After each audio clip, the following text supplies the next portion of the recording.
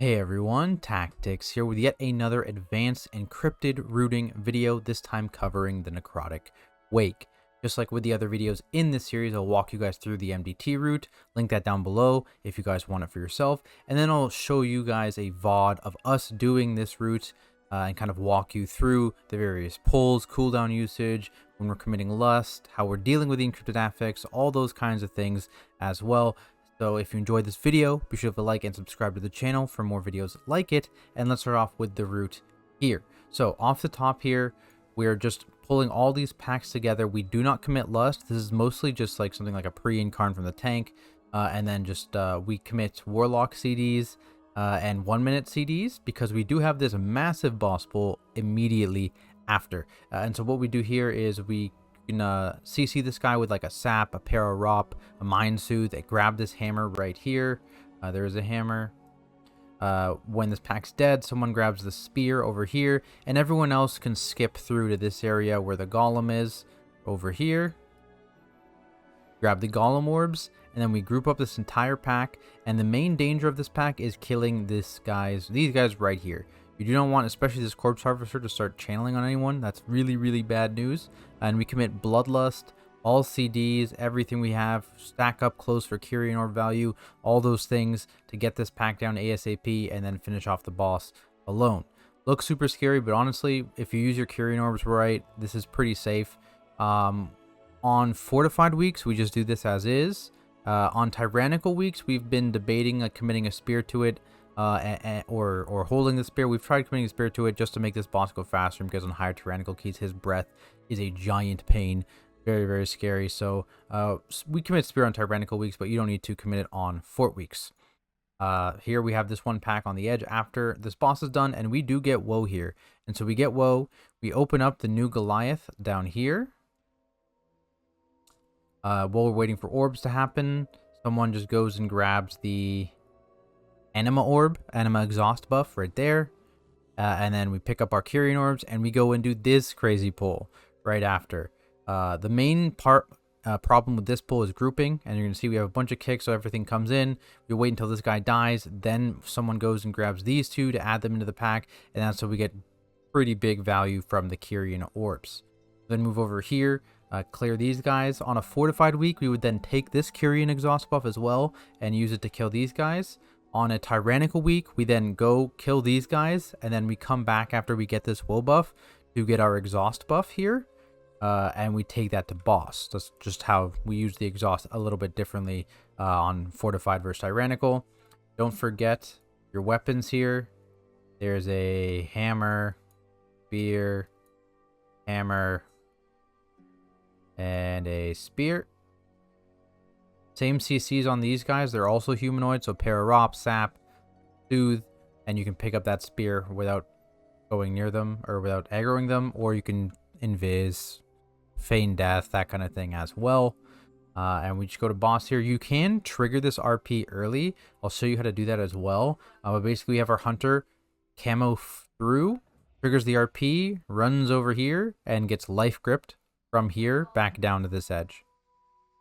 But then we're on this boss, moving up, and there's a couple different ways to pull this Necropolis, but I'll walk you guys through that in the actual video itself. But basically, we do the priest strategy here to maintain a Fleshcrafter through the rest of the dungeon, and so that's this guy in this corner that we keep for the rest of the dungeon.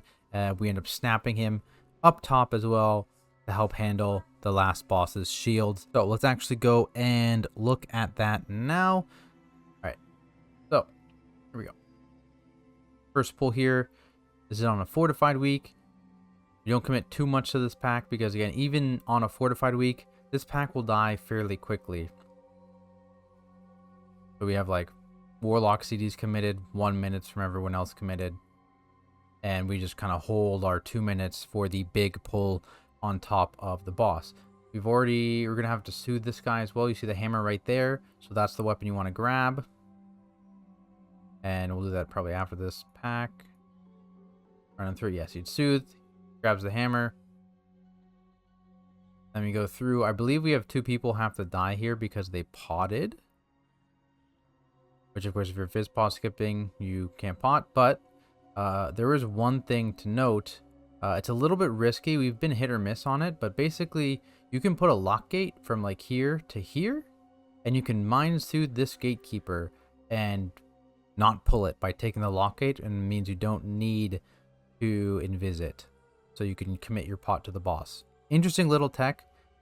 We found it a little bit hit or miss, but maybe it's just our positioning is a bit off with it. So people forgot we use pots there. That's fine. The big thing about Necrotic Wake is that it's actually not much of a race. This dungeon is all about going slow and steady and being calculated, especially if you're doing the priest strat. So you're just waiting for reses before I open up this Goliath. I'll open it up and you'll see we're going to do this grouping for this big pull here in just a second. And like I mentioned, the number one thing is to make sure that the caster dies, the corpse harvester, and then the two big guys also need to die shortly after, but they're a little lower on the priority list. But also if you have Sues available, make sure you don't let them stack up too high. Otherwise, it's going to be a bit of a problem for your tank. I know exactly what happened here. Our warlock disconnected. That's what happened here. So yeah, you don't need them. It doesn't need to go smooth. You have so much time in this dungeon. We literally had a DC. We go, we pick up all these orbs, and we start grouping the pack. Grab these guys. Pretty much all the blight bags and soldiers in this area. Be careful with aiming the breath. If you aim it this way, there is a chance you hit this guy, and that will pull him. There's also a chance you only hit the relics and you only pull the relics. We've had both happen before, so just be careful. I recommend aiming it like this way, not actually towards that direction. And the key here again, making sure we're hitting these kicks, hitting stops on things like that shield, and just trying to get these guys down ASAP. And the more stacks we are near those things, the better and the easier it'll be. We have knocks and stuff to stop that harvester. And then we're just kind of watching it. We have other CCs committed or ready to be committed to it. Should it be needed, but preferably this thing is already dead. And then we just commit the infernals and stuff onto it and it dies. And now we're just kind of slowly going to make a U shape around this room, always retching right behind us and kind of overlapping CCs to not prevent these worms from walking in. So we got AoE stuns, got knocks, we have binding, and you'll see us rotate through those as we need to kind of make sure that these worms never get too many bites off. Because unlike a Tyrannical key, for example, those bites hurt like almost one-shot bites. But yeah, that's how you handle this boss. On a Tyrannical key, you would go all the way around, obviously, on Fortified. Boss has much less HP. It's much less of a problem. We can fast forward a little bit here. Just the pack up here. We're going for woe on this pack. That's the important thing. So we get woe on this pack. Nothing crazy about this pull, really. We have our woe buff. We fly up here. We have someone open this Goliath. And then someone grabs the orb while that's happening. Come back. Watch your stealth there. It does drop for a second. Kyrian orbs are going to pop out. And with the woe buff, you can just run your way through. Either side doesn't matter. And we're going to group up this pack together. On a fortified week, definitely recommend committing orb to this. You can see we'll get the kicks in. I'll pause a second and then I'll commit orb once they're all giga stacked up, like right here. Chain interrupts everything. It's very, very good, especially on a fort week when all those necrotic bolts, you just don't have the kicks for it. As soon as this marauder dies, right, shield explosion, it dies. You're going to see the hunter leave. And he is going to go get the next set of 2 marauders at the edge of the bridge, because we still have 26 seconds of this Kyrian buff, and it is very, very good at killing those marauders. So we now add these guys in. We have new kicks assigned to their fears. Group them all up. And make sure they're faced away, of course. Kick their fears. Kill them through their shields. Watch the stormings, and they're dead. Very, very easy.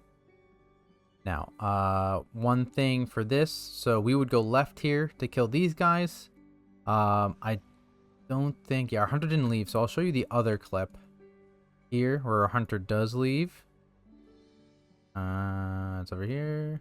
Yeah, so here's the Narzuda pole again. Right, so in this case, again, we go left. Hunter is going right. He's going to camo all the way around. If you look at the mini map, he's going all the way around. While the other 4 of us are dealing with this pull right here. It doesn't matter. It's going to be a little slow. He's going. He camos. He triggers the RP. Stuff's happening. Stuff's happening. He's already here. Back up. There he is. So he's triggering the RP. He's starting to run over. You can see he calls for a life grip. Priest walks over. Yoinks him down. That's how you handle that. And now this is the difference in orb usage. This is a Tyrannical key. So we do not open these orbs now after killing this pack. Whereas in this key, we do. Kill this pack. We open up these orbs. Wait for the owls to stop being slow. And we go on our way because, again, this next pack is a little bit spooky on Fort. So we do the double pull here, pulling this Marauder pack into this 2-pack here. 2 Bone Carvers, 2 Sorcerers, so make sure you watch kicks and stops, of course, on the Bone Carver. Knocked it in there. Face it away. Very, very easy with the Kyrian Orbs. A little bit spooky on Fort without the Kyrian Orbs, but definitely still doable if you wanted to Kyrian Orb the boss still, even on like a high Fort key. And then we move over. And in this situation, we just make sure we nuke Woe, and that's it. Again, picking up all these weapons. On the Tyrannical scenario, I can show you how that works. We move across. We kill this pack. Right? We have these relics up. As you can see, it is possible to pull the pack without pulling the relics. We hard focus Woe as people get their weapons, and you see us like we start just kiting this Woe drifter all the way back to the orbs as we are killing it. And I believe I activated my owl a little early, so he's being slow. There he is. Very, very slow. Come on, Mupu. Go faster. Reactivate the Goliath here. We have Woe buff. And you can just go straight to boss with this Woe buff and the Kyrian Orbs. So that's how you would do that if you wanted to do that.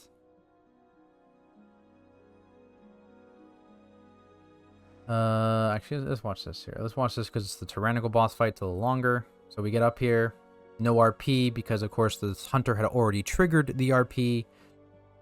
And the big thing here is just trying to not have to deal with these mages if you don't have to.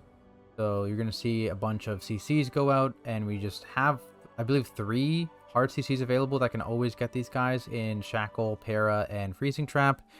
And so we send them out. If something accidentally breaks, which does happen all the time, especially if you have kind of a bad spawn, if like a mage is near some other, like the crossbowman, for example, you just need to be careful or just commit to killing the mage, because these mages don't have a lot of health. They just mean you need to commit another kick or something to their volley ability. But nothing bad happens here if they're CC'd. And that's true for things like Disorient, right? If in a worst case scenario, you can in-cap roar right at the end of that cast, and they will count as CC'd and not murder you.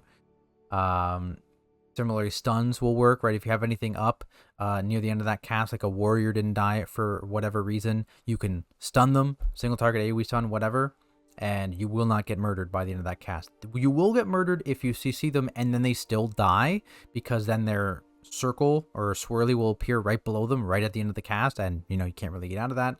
Nox there to get them out of range, etc. That helps. So yeah, just be careful. Try not to kill them if you're committing to CCing them for the end of that cast. Or just commit to killing them. Depends. Right, like we have a Windwalker. If he procs, those warriors are dead. Right, it doesn't matter what's happening. Those warriors are dead. Aside from that, the damage. You see this 5-stack dot? It's all concentrated after he eats up the ads or the bodies of the ads. So that's when you would want to pop personals, because outside of that time, people aren't taking too much, like an insane amount of damage. Just be ready for that initially in the boss fight, and make sure you're staggering your personals accordingly. Other than that, we just commit Bloodlust on this on Tyrannical Week. You saw we got here before 10 minutes, I believe, even. And so we didn't quite have Lust right away. But you Lust like whenever you get it. If you're going really, really fast, which can be the case, I believe, like on this Fort key we did. Let me skip. Yeah, like we don't Lust this boss, I don't think. Yeah, we just like do not Lust this boss. And we just eat the Lust, because it is what it is. You eat the Lust, you eat the Lust. Not a big deal. All right, then we move up into the Necropolis, and there's a couple different rootings.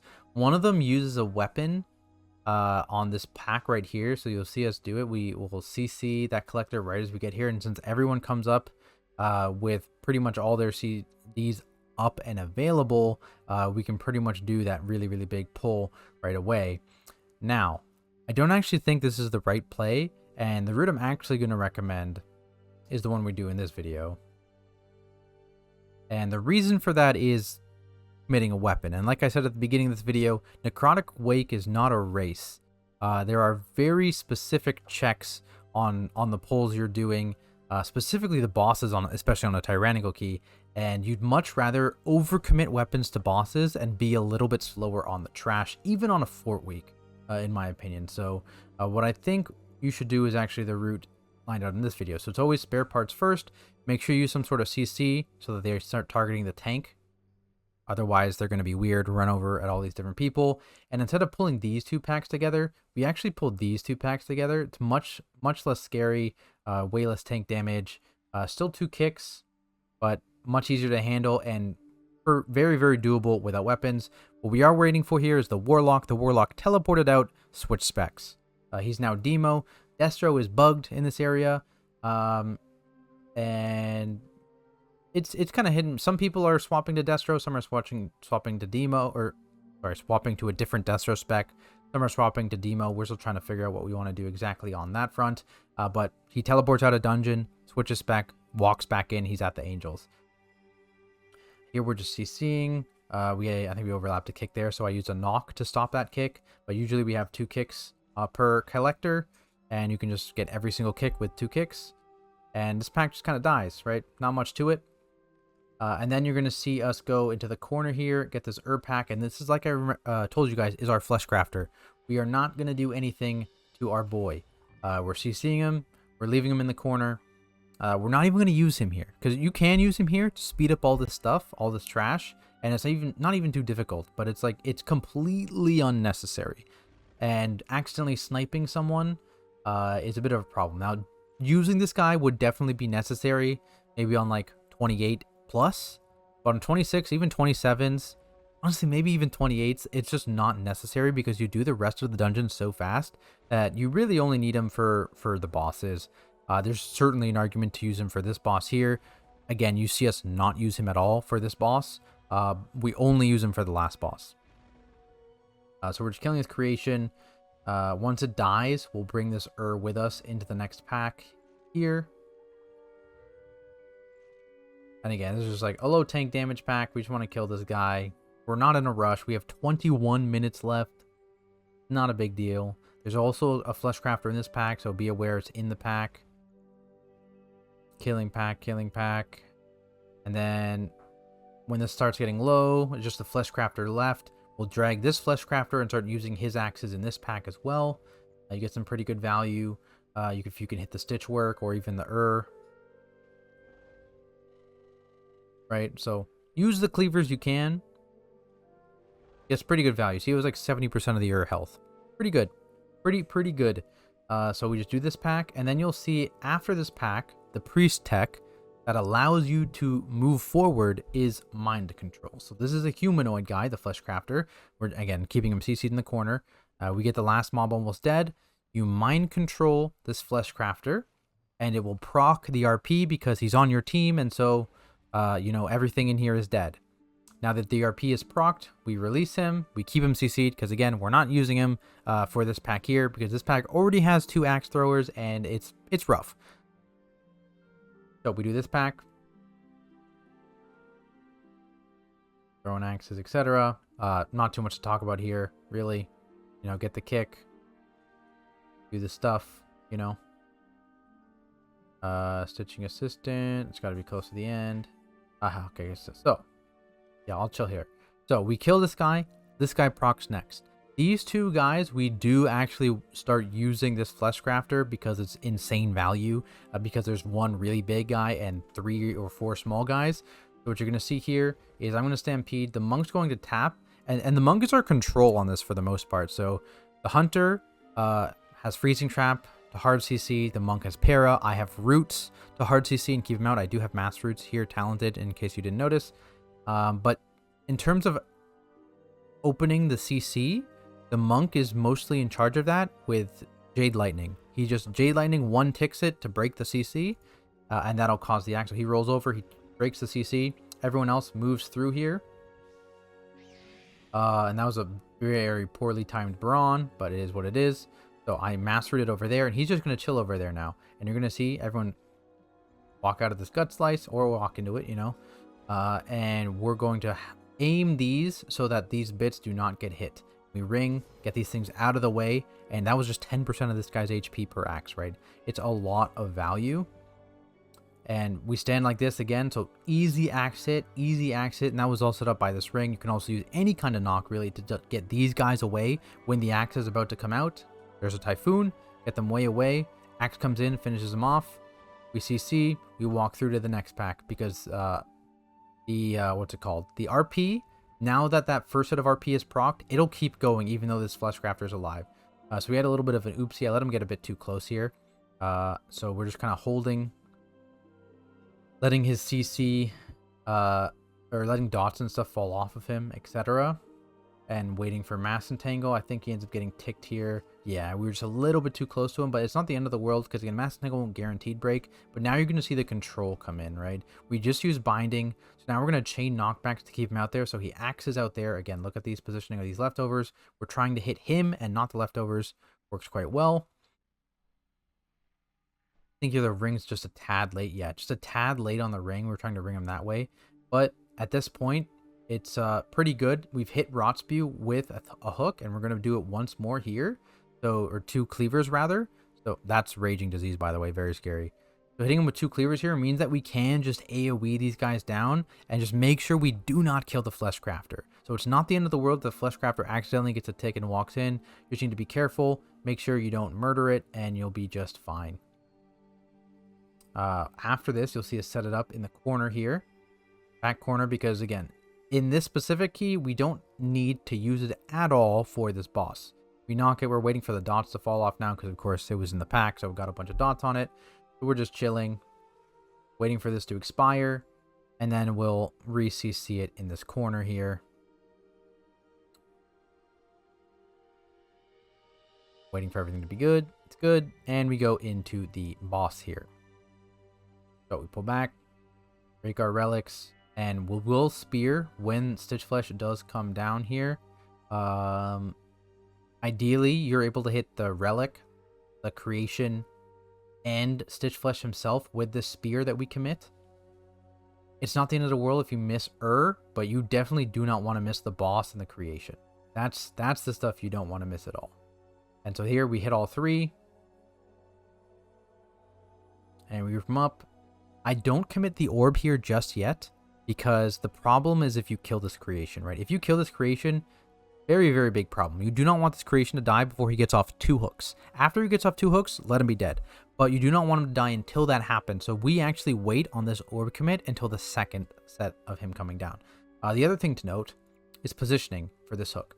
So we make this hook in a straight line, and then we make sure whoever the fixate is, in this case it's Malus, he jumps out here to try and line him up so that that hook always hits the boss. So you always want to line up the fixate with where the direction you pointed the hook line in. The second hook always goes right back to this platform. This boss will jump up there, and then you're going to see here when he comes back down, I'm going to commit my orb. And that'll pretty much insta-kill this guy and get more boss damage in, and now again, we only have 1 hook. Because it can get a bit annoying if you have 2 creations up and they're not taunted apart. It can be a bit of a problem because they will hook each other instead of hooking the boss, and that is very bad. Because if you miss a hook on this platform, you're in a world of pain. Very bad. Don't do that. And so at this point, we're just committing damage on the boss. Boss am. I'm holding Incarn this entire time because I know this third set, which is the one we're about to get, is the one where I have to hold 2 A-bombs for a decent amount of time while we burn the boss. And so I'm holding Incarn for that set. Here we go. Second hook of this creation always goes to boss. We pull him down. And now we hard commit to killing the boss here. And this is everything we have left. Defensives. because we're taking the most damage at this point with the double creation alive for a decent amount of time. And again, you can see that the hooks are a bit weird there because they're both on the same person. A little unfortunate, but we still line it up so that one person gets the grip, and we just avoid that second hook there. And if you push this guy definitely below 5% health, he just won't jump again. So you see here, he's below 5. He's normally jumps in 2 seconds, but he will not because he's low health. So he stays, and we burn him down. All right, now we have the snap. So what I actually do on high Tyrannical, we've been playing around with, is teleport out and put on a defensive set for this last boss. So to do that, we need to mind control this guy. So I'm out of combat, teleport out. I'll show you. So what I do, that should pop up in a second here. There it is. Okay. So this is my talent setup. Earth Warden goes to Survival of the Fittest because Earth Warden does nothing on the last boss of Necrotic Wake. This gear set goes to Natural Order's Will. Yes, I put on the Barkskin Legendary. It is exceptionally powerful on this last boss, and honestly, your damage means nothing on this last boss because you're getting hard carried by the Fleshcrafter axe. This is specific to using this Fleshcrafter axe strategy. Also note, if you have any weapons on you when you teleport out, you lose your weapons. So make sure, as you see there, I didn't have a hammer, I didn't have anything for the last boss. That's because I'm teleporting out. All the other weapons, which we have 3 hammers, a spear, and I believe an orb for the last boss. Those are all on other people. So I switch Survival of the Fittest, Barkskin Legendary for this last boss, zone right back in, and then I'm at the bottom here of the Necropolis. You can just fly up, and here's how we do the snap. So I'm up. I think our Warlock accidentally turned his computer off at this point.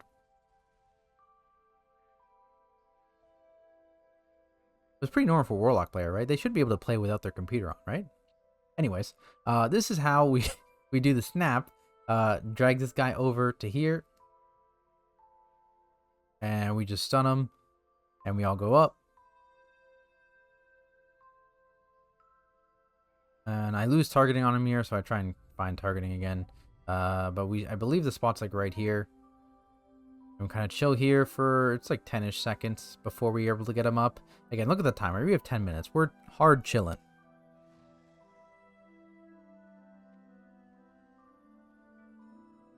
Waiting. There it is. All right. So he snaps up. He's hard evading right here. So, you wait till he's done evading. He'll cast again. Start being able to damage him. So we CC him in that corner. Now, it really doesn't matter where you do it. You'll see variation. Some people use this corner. Some people use this corner. All that matters is you have him in one corner. The one corner directly across from him is where your ranged hang out. Boss is going to come to middle. Ranged hang out here. And then we have the puddles from going downstairs in these corners here. And actually, I want to show this lockgate. I want to show the lockgate tech that we use. It's in this video, I believe. Same setup though. Let's go away. Oh no, that's already too far. Okay, we're snapping him up.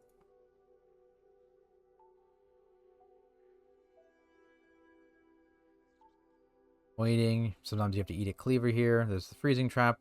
Similar setup. We pull boss.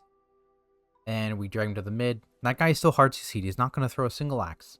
And what you want to do is end up triggering it a few seconds before an Aegis. Not this first one. This first one, you're in Bloodlust. Everyone's in CDs. It's kind of free. So don't worry about it. We did Spear there to insta-kill the and Nalthor. Just watch aggro, of course. I taunted back ASAP. I'm going to try and center boss a little bit better here. There it is. And we're watching this Icebound Aegis. Watching it. And I'm going to call for this guy to get broken from CC. There it is. The lightning. And we line it up. Axe comes out. Hits the shield. Insta breaks the shield. That's the strat. 4 seconds before an Aegis cast. You break the CC on him. I keep him rooted there in case we need to for whatever reason right after, and he just will start casting axe and insta break shields. If you ever have a problem with people downstairs, or you're needing to keep this guy CC'd for whatever reason, you can commit hammers to shields, or you can commit hammers late for damage, etc. Same with the orb. If you have an extra orb, you can commit orb to shield, all those things. But basically, this means that you don't really need to DPS race this boss, because you do so much damage at the beginning, and then every single shield will just die. You see, we repair him, dancing around, dancing around, dancing around. And it's the exact same thing. One thing I will note, this boss hitbox, very thin, much thinner than it appears. Like, if you aim the axe here or here, it will not hit the boss. It will hit you, and it will probably one-shot you. So be aware of that. I know we still mess it up on occasion. It's not the end of the world, because we go into battle reses with this. So here's the axe. We had to move out. Yeah, moving up for the dispel there. I think the recommended plan, because there is a bunch of overlaps with dispels, I think you hold the dispel for sure. You just let that person kind of sit in their circle. Make sure you line up this cleaver correctly, like that, because it does like 5% of this boss's health, even if just hitting it straight. Make sure you line up correctly. Don't worry about getting an insta dispel. It does deal ticking damage, but I think you just focus on healing through them and lining up that axe, because you'd much rather get that axe hit and have that person go down to 50% health than have someone try and jump out over here to get the dispel out, and then you root the person with the axe because you try and dispel it ASAP, etc., etc. So that's how we use the throw cleaver. Walks in the last second. You know what I mean. You delay this dispel. Now we move out. Now we dispel. That's exactly what I'm talking about. Oh, I almost forgot. The lock gate. I haven't talked about it at all. Okay, so here's what we do with the lock gate. Would have been 40 seconds ago. Okay. Back up. Backing up. What had just happened? Okay. So he's gonna pick Dark Exile in 10 seconds. 10 seconds. That's probably what I'm missing. Okay, so you're gonna Dark Exile someone soon, right? After this Comet Storm. Go and Dark Exile the lock. Nope, you take the lock gate, not exiled. Very interesting. You will still die in 46 seconds. But a Warlock especially is one of those classes that doesn't do great at killing their guy down there. Specifically on Tyrannical weeks as well. Fortified weeks, they can usually handle it. On higher Tyrannical weeks, it can be rough. And so instead of just going down there and then jumping off and dying so that you can get rezzed up here, what you can do instead, especially if the boss is low, is just not go down by doing either Lockgate. A Life Grip also works, and now he's just chilling. He's still DPS in the boss. In 40 seconds, he will just go splat. Here it is, yeah, 10 seconds. He's just going to insta-die because it's his debuff timed out. Right, 2, 1, RIP, just dies. But again, note, no ice puddle. No ice puddle. Does not happen. So keep that in mind, something you can do. Yeah, otherwise though, that is it. That is it for this video. Hopefully you guys enjoyed it. Hopefully you learned something. If you did, make sure you leave a like and subscribe to the channel to be notified when new videos just like this one get posted. Also, you can check me out on Twitch at Tactics, where I push all these high keys. I do mythic rating as well to CE level. Currently working on Jailer. Hopefully we get him down in the next few weeks. We'll see how that goes. But yeah, check me out on Twitch. Leave a comment down below if you have any questions or anything like that. I'll do my best to answer. But yeah, otherwise, thanks for watching, and I'll see you in the next video.